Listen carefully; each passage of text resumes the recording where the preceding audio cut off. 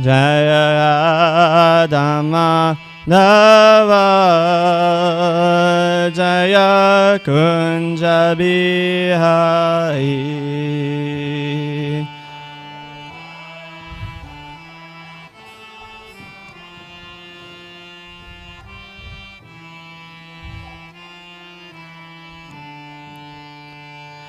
Jaya Gopi Janavalabha Jaya Givadai Jaya Bolo Bolo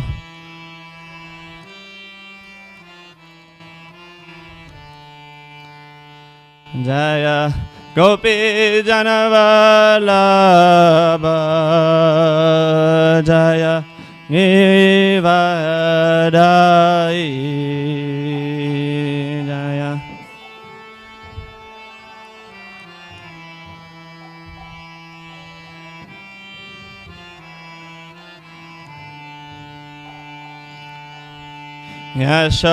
Yashodanandan Yashodanandana Jaya Bhaja Jananjana Yashodanandana Jaya Bhaja Jananjana Yashodanandana Jaya Bhaja Jananjana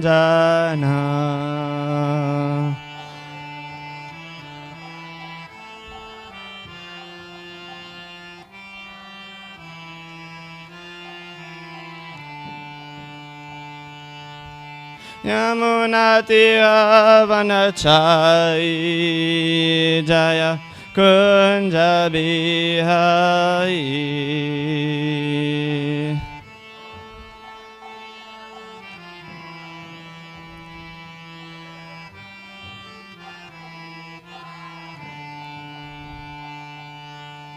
Yamunatira Vanachai Jaya Kunja Bihari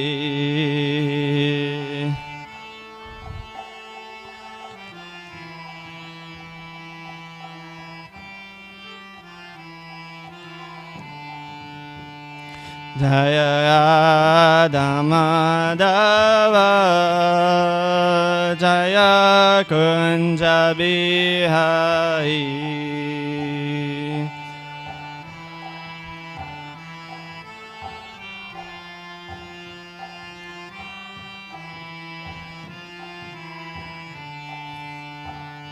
Jaya Dhamma Dava Jaya Kunja Bihari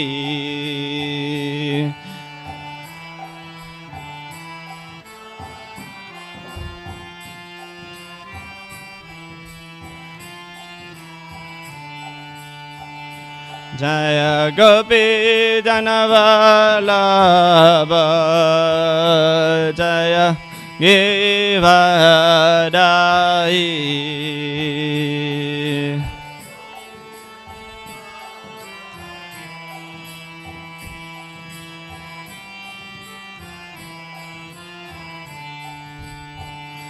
Jaya Gopi Janavalabha Jaya Givadai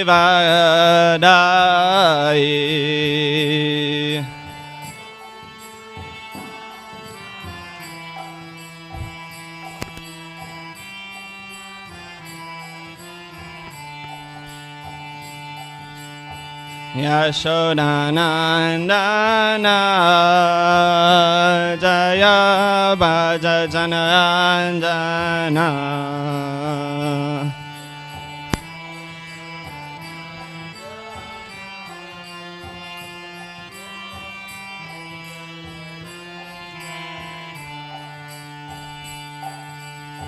Yashodanandana Jaya Bhaja Jananjana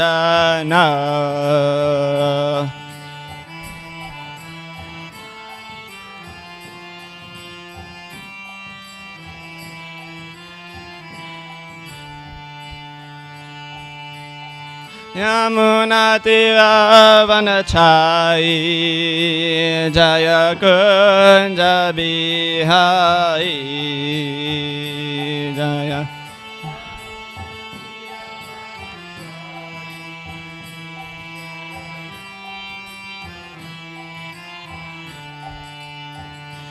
Jaya Yamunatira Vanachai Jaya Kunja Bihai Jaya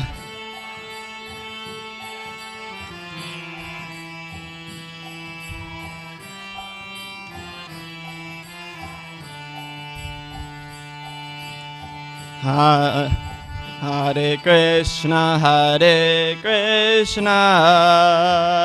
Krishna Krishna Hare Hare Hare Rama Hare Rama Rama Rama Hare Hare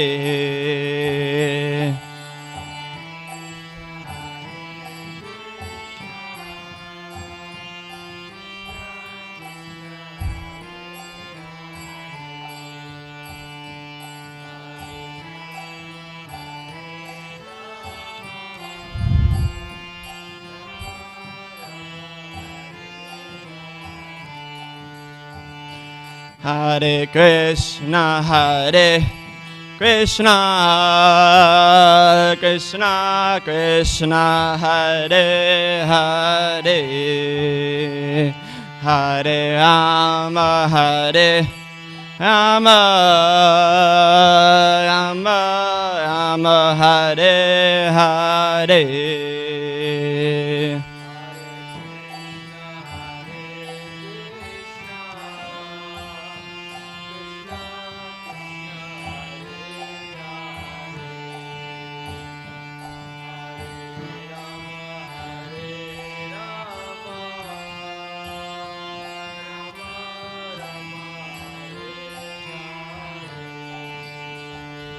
Hare Krishna Krishna Krishna Hare Hare Hare Rama Rama Rama Hare Hare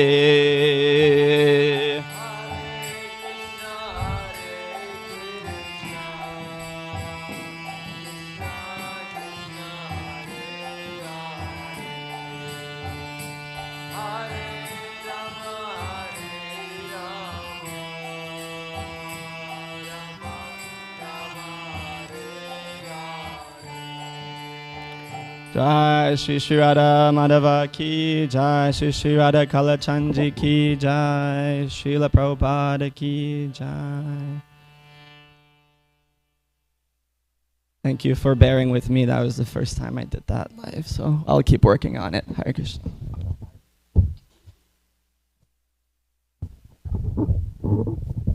Om Namo Bhagavate Vasudevaya.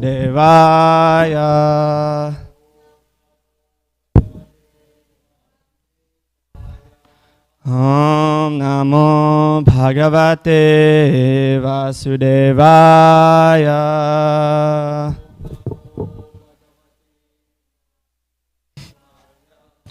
Om Namo Bhagavate Vasudevaya.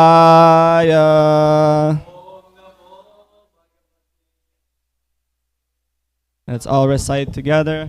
Narayanam namaskritya naram chaiva narotanam devim sarasvatim vyasam tato jayamudiyayet nastapaye shabadeshu nityam bhagavata sevaya Bhagavati utamashloke bhakti bhavati naishtaki. And now we'll do the English translation. Before reciting the Srimad Bhagavatam, which is the very means of conquest, one should offer respectful obeisances unto the personality of Godhead Narayan, unto Narayana Rishi, the supremmost human being, unto Mother Sarasvati, the goddess of learning, and unto Srila Vyasadeva, the author. By regular attendance in classes on the Bhagavatam and by rendering of service to the pure devotee, all that is troublesome to the heart is almost completely destroyed, and loving service unto the personality of Godhead, who is praised with transcendental songs, is established as an irrevocable fact. So it looks like we're all on the way to achieving this goal here of all of the troublesome things in our heart being almost completely destroyed because we keep attending Srimad Bhagavatam class. So very good. Om Agyan Timiandasya Gyananjala Shalakaya Chakshun Militanyena Tasmai Shri Gurave Namaha. I was born in the darkest of ignorance, and my spiritual master opened my eyes with the torchlight of knowledge. I offer my respectful obeisances unto him, and I also offer my respectful obeisances to all of the Vaishnavas in this room here. Very special souls spend their days worshiping the Lord and hearing about the Lord, and I feel really grateful to be in your association, and thank you for welcoming me in your wonderful community.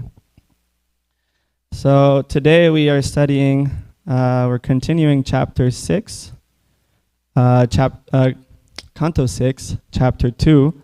So Ajamil is now going to be delivered by the Vishnu Dutas. So if you remember Ajamil, he used to be very pious. He was a Brahmin, priestly class. He used to worship Lord Vishnu, and he knew all the Vedic scriptures, and he was following all the injunctions. But then one day he was walking through the forest, and he saw low-class man and woman enjoying intimately together, and he was agitated. His mind was agitated. He was bewildered, and he ended up going to see the woman. She was a prostitute, and ended up taking her as his maidservant in his house. And gradually he became more and more degraded, and he started to do more and more sinful activities, illicit sex, stealing, violence, so many things. And basically he lost all of his good characteristics. But still he named his last son Narayan. So he still had some seed of pious life inside of him, and he named his last son Narayan, which is the name of God. And so at the time of death, when he saw the Yamadutas, so the Yamadutas are like the agents of Yamaraj, like the Lord of Death. And so they were very scary, and they were about to take him away with their ropes and bring him to the hellish planets. And Ajamil, he called out the name of his son Narayan in desperation. And that was enough to save him. The Vishnu Dutas came to save him.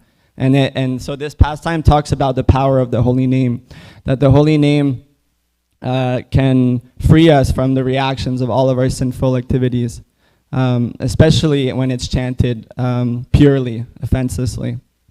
So we'll go into that. We have a microphone. So we'll read from verse 10 to 19, and we'll focus on verse 11. So I guess 9 and 10 are together. Can you start reading, Dustin, please? The chanting of the holy name. Sorry.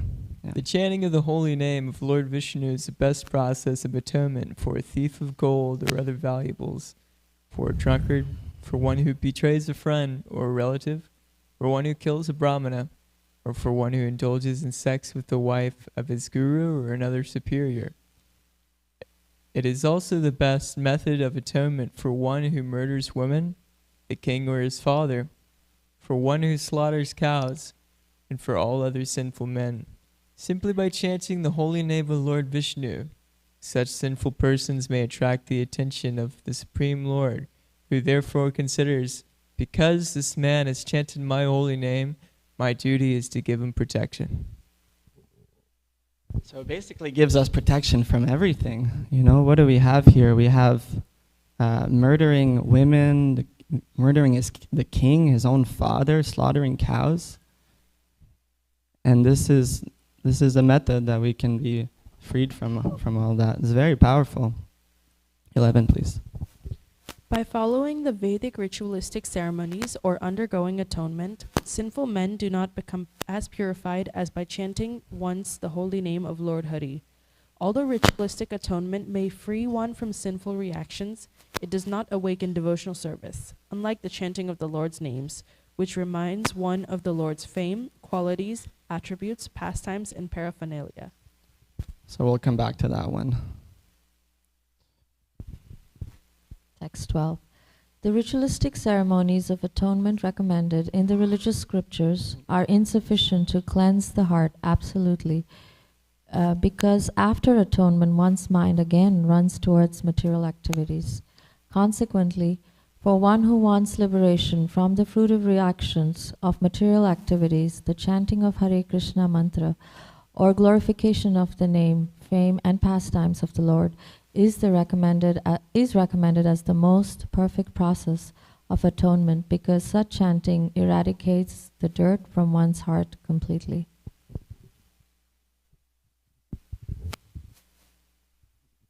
Text 13. At the time of death, this Ajamula helplessly and very loudly chanted the holy name of the Lord, Narayan. That chanting alone has already freed him from the reactions of all sinful life. Therefore, O servants of Yamaraj, do not try to take him to your master for punishment in hellish conditions. So now it's the Vishnu Dutas. They're the agents of Vishnu, of God, and they're arguing or they're debating with the Yamadutas, and they're explaining why they shouldn't take Ajamil away to the hellish planets. One who chants the holy name of the Lord is immediately freed from the reactions of unlimited sins, even if he chants indirectly to indicate something else, jokingly, for musical entertainment, or even neglectfully. This is accepted by all the learned scholars of the scriptures. I really like this verse because this one is very encouraging for Harinam. You know, Harinam, when we go and do kirtan in public, you know, you have some kind, you know, you usually have people that maybe come and try to sing with you, and sometimes they're you know, enjoying it, but sometimes they're like mocking you, or sometimes they like you Hare Krishnas, get out of here, you know. But they're saying Hare Krishna, you know, and even if they say it in a joking way or musical entertainment or even accidentally, they still get the benefit. On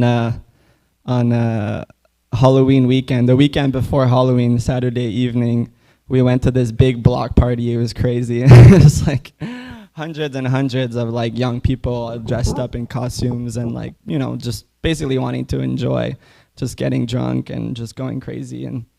But we were like 30 devotees, something like that, and we just like took over. We were doing Harinam, and like, we had a big speaker, and everybody was dancing. Everybody was loving it. I was so mind blown, and we saw so many people like trying to chant, like they just, because they kept hearing it, and then eventually they're like, you know? But like still, they get so much benefit from that. So it's you know, Harinam is one of those things where you just get to see the magic. You just get to see the magic of Krishna consciousness, and that ultimately we're all devotees of Krishna. We just forgot. We just have different like layers of conditioning, and you can see like how conditioned somebody is by how they react to the Harinam. Because you'll have some people that just are completely, you know, not interested, even though they have no idea what it is. Like nobody knows what it is. So it's really like they're coming from a blank slate perspective. So but it just has to do with their level of envy.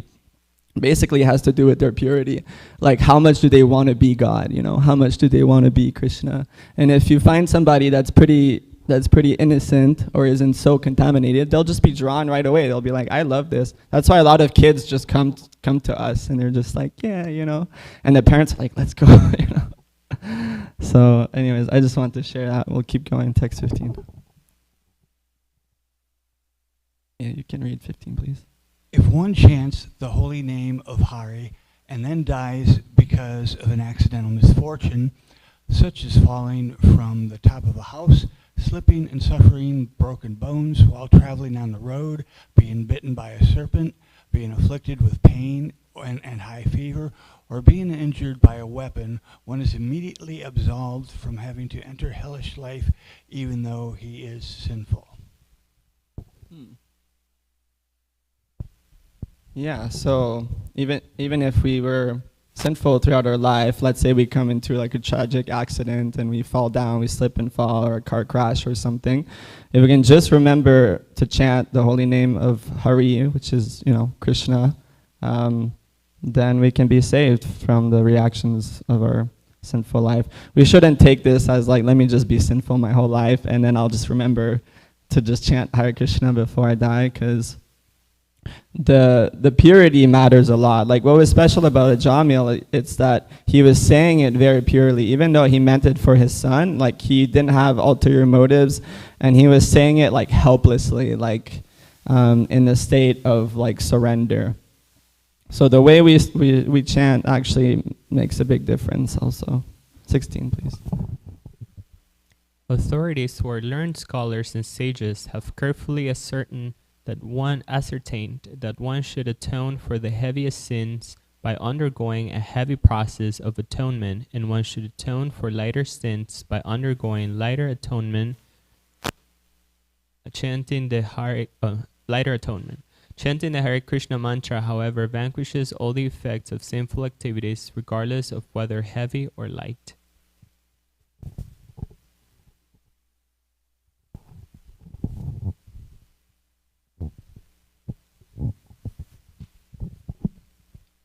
Although one may neutralize the reactions of sinful lives through austerity, charity, vows, and other such methods, these pious activities cannot uproot the material desires in one's heart. However, if one serves the lotus feet of Supreme Personality of Godhead, he is immediately freed from all contaminations.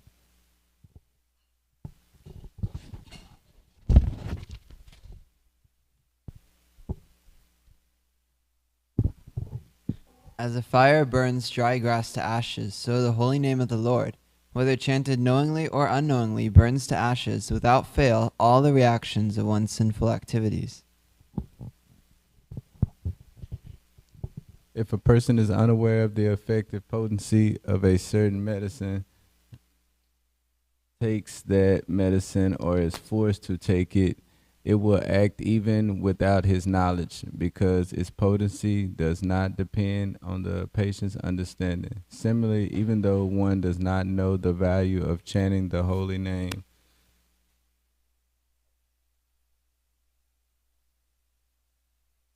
of the Lord, if one chants knowingly or unknowingly, the chanting will be very effective.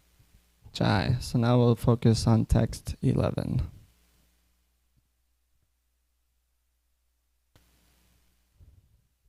So I'll recite the Sanskrit.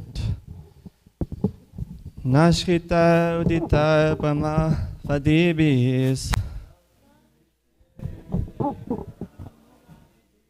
tata vishudyati agavan vatadibi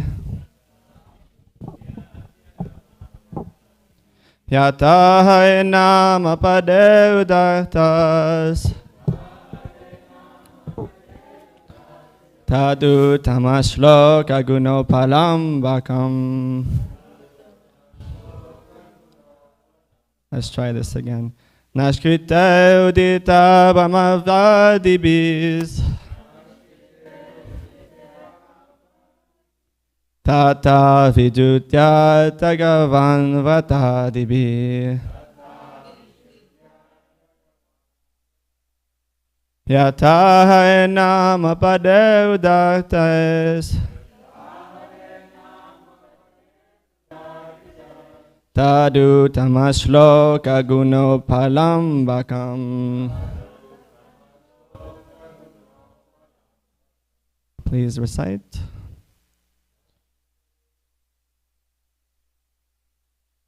Anishkita udita bama vadibis Tata vishuddha tagavan vatadibi Yata enam apade udartes Adu tamashloka guno palam vakam Anishkita udita vamavadibis Yata Vishuddha Jagavanvata Dibi. Yata Nama Padeudates. Sadhu Tamashloka Guna Palambakam. Anishkita Udita Bhama Vadibis. Tata Vishuddha Jagavanvata Dibi. Yata Nama Padeudates.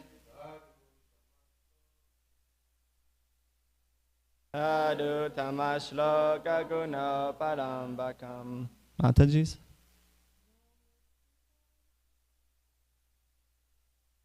Anishkita Udita Bhama Vadibis. Tata Vishuddha Jagavanvata Dibi. Yata Nama Padeudates. Sadhu Tamashloka Guna Palambakam. Okay, word for word together. Na, not. Nishkritai, by the processes of atonement. Uditai, prescribed. Brahma Vadibi, by learned scholars such as Manu. Tata, to that extent. Vishuddhati, becomes purified. Agavan, a sinful man. Vrat Adibi, by observing the vows and regulative principles. Yata, as. Hare, of Lord Hari. Nam Pade, by the syllables of the holy name. Udaritai, chanted. Tat, that. Uttama Shloka, of the Supreme Personality of Godhead. Guna, of the transcendental qualities. Upalambakam, reminding one. Translation and purport by His Divine Grace, A.C. Bhaktivedanta Srila Prabhupada Ki Jai. By following the Vedic ritualistic ceremonies or undergoing atonement, sinful men do not become as purified as by chanting once the holy name of Lord Hari or Krishna. Although ritualistic atonement may free one from sinful reactions, it does not awaken devotional service.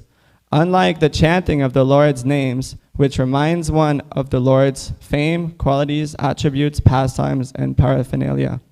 So, repeat after me. By following the Vedic ritualistic ceremonies or undergoing atonement, sinful men do not become as purified as by chanting once the holy name of Lord Hari. Although ritualistic atonement may free one from sinful reactions, it does not awaken devotional service. Unlike the chanting of the Lord's names, which reminds one of the Lord's fame, qualities, attributes, pastimes, and paraphernalia.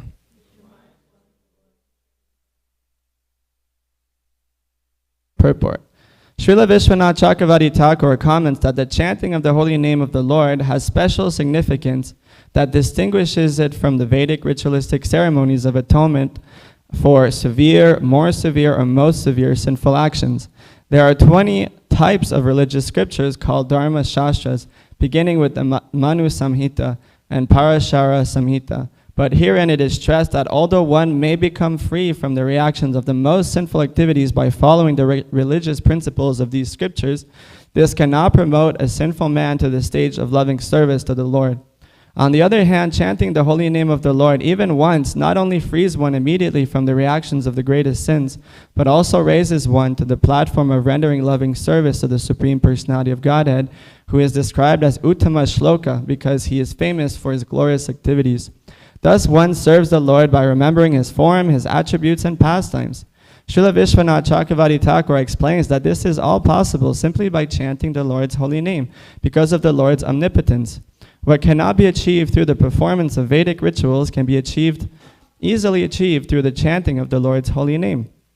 To chant the holy name and dance in ecstasy is so easy and sublime that one can achieve all the benefits of spiritual life simply by following this process. Therefore, Sri Chaitanya Mahaprabhu declares, Param Vijayate Shri Krishna Sankirtanam. All glories to Shri Krishna Sankirtan. The Sankirtan movement we have started offers the best process for becoming purified of all sinful reactions and coming immediately to the platform of spiritual life. Jai, Srila Prabhupada ki Jai. How fortunate are we that we have such a easily accessible process of atonement? Because, most of us maybe we're not so aware, at least for myself, with all of these scriptures that we're talking about here. 20 types of religious scriptures, Dharma Shastra, Manu Samhita, Parashara Samhita. I looked up a little bit into the Manu Samhita. It's very complex. It's like the law book. You know how long people study to be a lawyer, so that they can learn all the law books and how. So it's like that. And imagine if that's all we had. We have to study. Okay, if I do this, I have to do that. If I to atone like that. It would be crazy, but all we have to do is just chant the Lord's holy name, attempting to avoid offenses. So we're very fortunate. We're very fortunate, actually. But it's important, here it doesn't specifically mention, but the offenses are really important. We hear Harinam Chintamani, we hear that there's different types of chanting, right? There's Namaparad, there's Namabas, and there's Shuddhanam. So Namaparad is when you're chanting without any attempt to avoid the offenses. You're not trying to avoid blaspheming devotees. You maybe think that Lord Shiva, Lord Ganesh, Lord Vishnu is all the same, or you're still maintaining material attachments. You're still trying to just enjoy the material world. At the same time, you want to serve Krishna. These are all offenses against the holy name. So that's Namaparad. When you're chanting, you're not even trying to avoid the offenses. And then there's Namabas. That's when you're trying to avoid the offenses. It's called the clearing stage. So at that point, you can see kind of like, when the sun is rising in the morning, the sun isn't quite there, but you can see the light. You can see the sunshine emanating. So you start to have a taste for what the pure holy name actually tastes like. You kind of get a glimpse of it. And at that point, that's the point where you really start to clear out your sinful reactions. That's the point where anartha nivritti starts to happen. Anartha nivritti is the stage where the anarthas, the impurities in the heart, the lust, the anger, the greed starts to clear out. So we have to at least be at the point of Namabas really to start doing that. But then if you can chant Shuddhanam, if you can chant the pure holy name, that means that you're completely free from any material desires. That means you're chanting in a state of surrender, in a state of dependence. So if you can chant that holy name, then you're in ecstasy. then you're like liberated.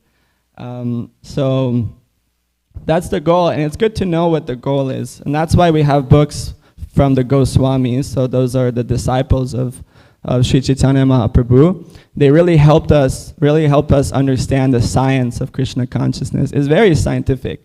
It's very scientific, step-by-step process.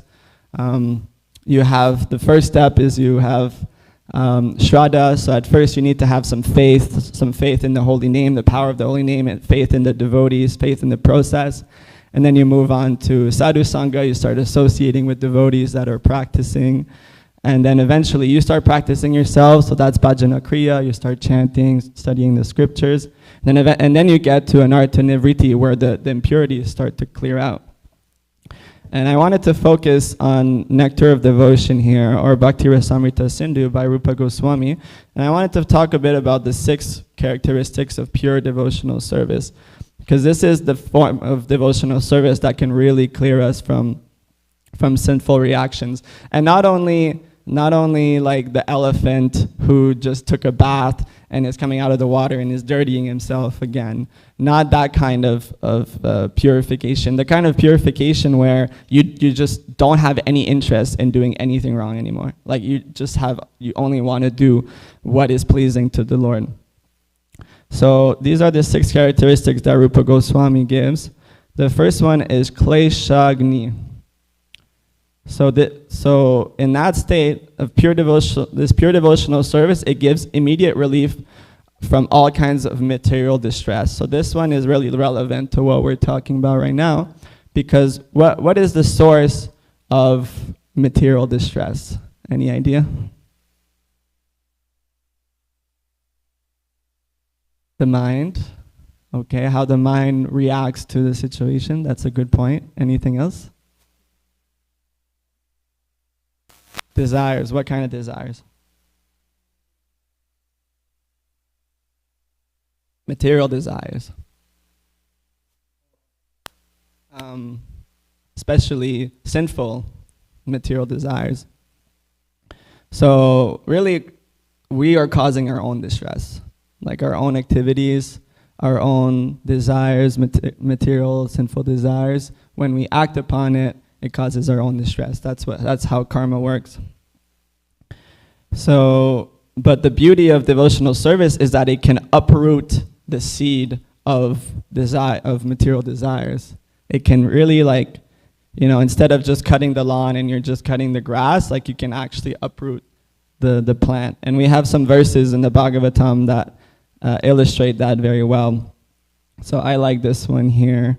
Canto 1, chapter 2, verse 17. Shrinvatam svakata Krishna punya shravana kirtana hridantato sado habadani vidunoti suritsatam. So there's some devotees like in Ottawa, every morning that's part of the verses that they recite. This very key verse.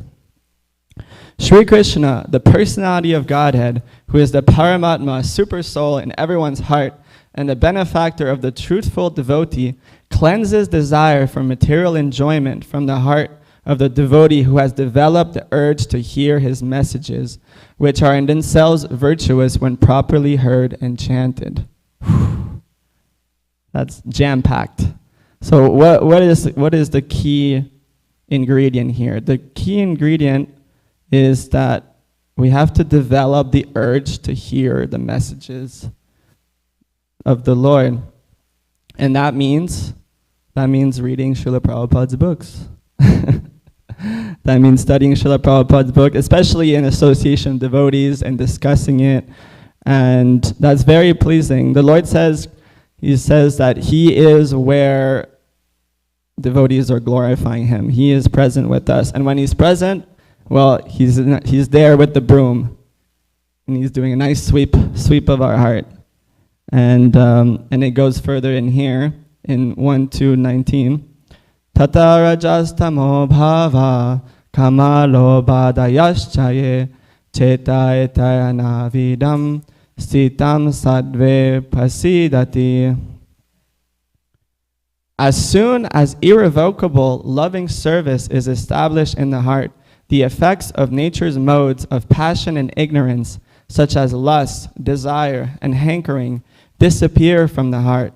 Then the devotee is established in goodness, and he becomes completely happy. Isn't this nice?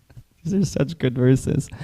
Because in normal society, you don't even think it's possible. What I've experienced, like especially with men, they don't even think it's possible to overcome lust, or desire. They think, hey, it's just natural, just gotta eat, just gotta mate, just gotta defend. But we see that loving devotional service can bring us transcendental to the material energy. And then we don't have to, we don't have to deal with these things that are ultimately causing our own suffering in the end. These lower qualities, these lower energies are ultimately causing our own suffering and the suffering of the ones that we love. So the highest welfare work, like the best thing you can do for everybody else, is to focus strongly every day on your hearing and chanting. Hearing is very simple, 2 things: hearing, chanting. There's more processes, there's 9 processes, but the 2 most important are the hearing and chanting. So we gotta make sure we're chanting good quality rounds, and with a prayerful mood. I think we just read a verse in the section that we're reading that was saying that talking about chanting the Lord's name loudly and helplessly. I think these were the two words. I'm not exactly sure, but something like that. And I was thinking that's how we should be chanting, especially in kirtan. Especially kirtan is like, it sounds good. It's a musical thing. It's a social thing. We're moving. We're dancing. But it's an opportunity for us to like sincerely pray to the Lord and chant like loudly and like with a prayerful mood, like, my Lord, like I don't want to enjoy the material energy anymore. Like I don't want my lust. I don't want my pride. Like I don't want these things. I just want you. I just want pure loving service. Like it's an opportunity for us to cry out like that. So yeah. What else did I want to talk about? I wanted to give some examples of the power of the holy name that we have in our scriptures. So the first one I wanted to talk about, we don't have that much time, but I'll do one story. Okay, and then I'll stop. So who here has heard the story of Mugrari the hunter and Narada Muni? Can lift your hand. Yeah, it's very nice. It's a very good one. It's from the Sri Chaitanya Charitamrita. And so Mugrari was a hunter, but he wasn't just any kind of hunter. He was a very cruel hunter. And that's kind of like how he was raised. That's just how his family was doing it. That they would hunt animals, but they wouldn't kill them completely. They would just kind of let them suffer there for a while. And he was so contaminated that somehow he was like enjoying it, or maybe he was just used to it, or he was like conditioned to think it was the right thing to do. Until one day Narada Muni, who's a great sage, great devotee, came by, and he saw, he kept walking, he saw, a rabbit riding in pain. He's like, oh, what is this? Kept walking. A deer is almost dead, is crying out. He's like, who is doing this? So then he found the hunter, and the hunter at least had some decency, that he showed respect. He could see, okay, this is a great elevated sage, so let me show respect. And then Narada Muni was like, what are you doing? And he's like, this is what I do. This is just what my family does. We're hunters, and that's how we do it. And then Narada Muni was like, we would expect that he would go all the way and say, it's wrong to kill animals, and you get sinful reactions from that, and talk, and there's hellish planets for that and all of that. But Narada Muni showed the example of how to give good instructions as a spiritual teacher or guide, is that you have to find what is the next step. What is the next step that this person can go in their spiritual life? And for him, it was, can you at least just kill them completely? Can you just stop them from being in torture? And then the hunter was like, okay, I can do that. But the hunter actually softened up a lot, and he ended up wanting to learn more from Narada Muni and become his disciple. And so Narada Muni gave the instruction. He's like, okay, if you want to learn from me, if you want to advance, first thing you do is break your bow. So he was like, well, I can't break my bow. I mean, that's hunting is how I sustain my family. Like, how are we going to survive if I can't hunt? And then Narada Muni was like, well, just trust me. If you surrender and you serve the Supreme Lord sincerely, all of your needs will be taken care of and more. So that's what the hunter was like, all right, fine. So he broke the bow and he threw it. And then Narada Muni said, all you have to do is you have a tulsi plant, you water the tulsi plant, you worship the tulsi plant, and you chant Hare Krishna all day. That's it. Those are my instructions for you. It's like, okay, I can do that. So he started to do that. He started to just chant and water tulsi and, circumambulate her and stuff. And then over time, he became purified. He became purified. And then all of the villagers, all of the, people in the area that knew him as like that evil, scary hunter to stay away from, they realized, oh, he's become like a sage. He's become like a saint. He's not killing any animals, and he's just chanting the Lord's name all day. Let me, let me go and see him. So they went and see him, and they're like, wow, he's really like remarkable. So they're like, okay, well, we have to give him something. You know, we have to give him donations. This is how you treat like great sages and brahmanas. So all the villagers started bringing him food. So much food, that he didn't even know what to do with it anymore. He was just like, okay, guys, that's enough, thank you, but I mean, I don't need this much. So him and his family ended up being taken care of, you know, better than he could have ever imagined. And he became greatly elevated. And so eventually, after a long time, Narada Muni with his friend, his sage friend, I forget his name, I think Parvata Muni. One day Narada Muni was like, let me go see how my disciple Mugrari is doing. Let me go see what's going on in the forest.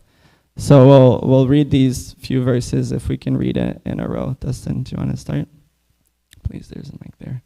And then we'll stop. Yeah. One day, while speaking to his friend Parvata Muni, Narada Muni requested him to go see his disciple with the hunter. As the saintly sage approached the hunter's place, the hunter could see them from a distance. With great alacrity, the hunter began to run toward his spiritual master, but he could not fall down and offer obeisances because the ants were running hither and thither around his feet. So how amazing is this? Now he's like, he wants to offer obeisances to Narada Muni, but there's ants there, you know, so that's how purified he is now. He doesn't want to hurt the ants. Seeing the ants, the hunter whisked them away with a piece of cloth. And thus, after clearing the ants from the ground, he fell down flat to offer his obeisances. Narada Muni said, "My dear hunter, such behavior is not all astonishing. A man in devotional service is automatically nonviolent. He is the best of gentlemen. O hunter, good qualities like nonviolence which you have developed are not very astonishing for those engaged in the Lord's devotional service, are never inclined to give pain to others because of envy." The hunter then received the two great sages in the courtyard of his house. He spread out a straw and mat for them to sit upon, and with great devotion he begged them to sit down. He then fetched water and washed the sages' feet with great devotion. Then both husband and wife drank that water and sprinkled it on their heads. When the hunter chanted the Hare Krishna Maha Mantra before his spiritual master, his body trembled and tears welled up in his eyes. Filled with ecstatic love, he raised his hands and began to dance, waving his garments up and down. This is nice. When Parvata Muni saw the ecstatic, loving symptoms of the hunter, he told Narada, "Certainly, you are a touchstone." Parvata Muni continued, "My dear friend Narada Muni, you are glorified as a sage among the demigods. By your mercy, even a low-born person like this can immediately become attached to Lord Krishna." So this is important too, because it shows the power of the holy name, but it also shows the power of the spiritual master. That the spiritual master who has a pure love of Krishna, he has bhakti, he is able to transfer that to his disciples. I think we'll stop here. Yeah, we'll stop here. Actually, no, we'll read a couple more. Sorry, this is important. Narada Muni then asked the hunter, "My dear Vaishnava, do you have some income for your maintenance?" The former hunter said, "Please do not spend so much on grain. Only send what is sufficient for 2 people, no more." Narada Muni approved his not wanting more than a daily supply of food, and he blessed him, saying, "You are fortunate." Narada Muni and Parvata Muni then disappeared from that place. So that's what I was saying, that now he's like, okay, can you just bring just enough for one day supply of food, please? So, Chai, anybody have any thoughts or questions or reflections on the topic? Yes, can you pass the mic, please?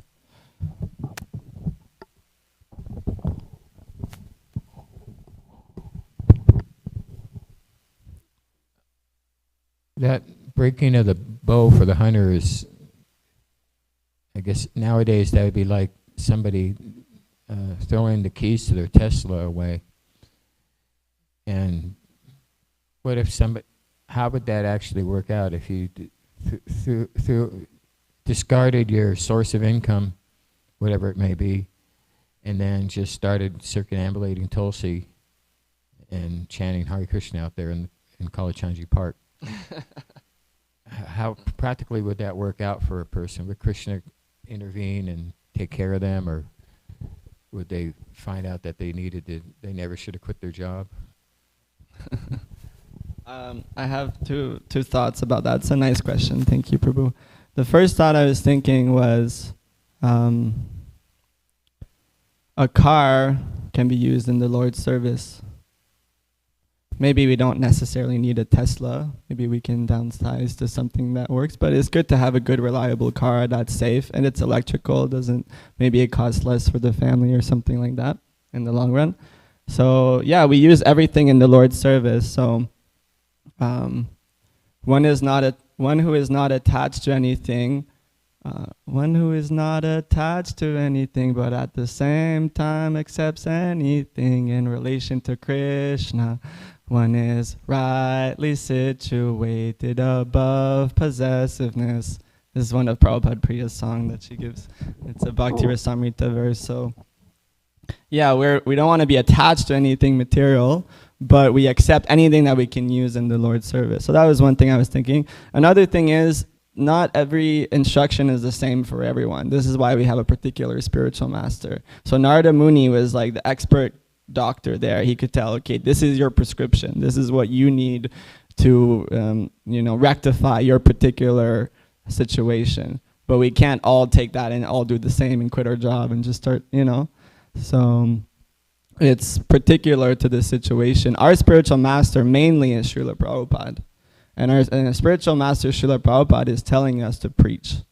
Is telling us that this is a preaching movement. Books are the basis. Preaching is the essence. And so if we don't do that, then we're not following the instructions of our spiritual master. Does that answer your question, Prabhu? Thank you. Anybody else have anything? I'm wondering, does anybody have any takeaway from this class, like something that stuck out to you or that you'll walk out and remember maybe later? Anything? Hear and chant. Wow, big revelation came through Jade. Thank you. Anything else?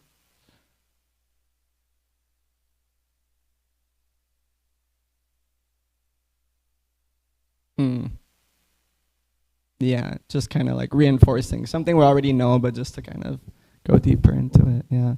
Ultimately, it just comes down to that. It just comes out to chanting Hare Krishna. That was the main. If we listen to Srila Prabhupada's classes, like two main things will come up usually is you're not this body and chant Hare Krishna. Kind of usually boils down to those two things. Share the holy name. Yes, Chai.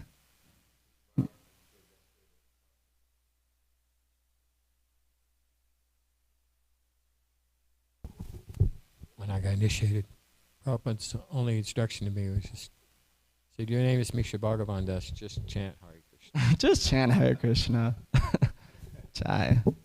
Well, on that note, Hare Krishna, Krishna Krishna, Hare Hare, Hare Rama, Rama Rama, Hare Hare. Grantara Srimad Bhagavatam ki jai, Srila Prabhupada ki jai.